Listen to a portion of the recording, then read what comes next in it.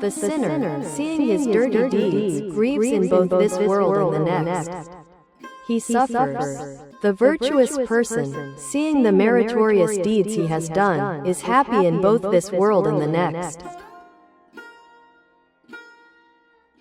Even if someone has fully studied the Dhamma and preached, if he does not practice the Dhamma himself, if he does not pay attention to the Dhamma, he is like a cowherd who looks after other people's cattle. He will not attain the fruit of ordination.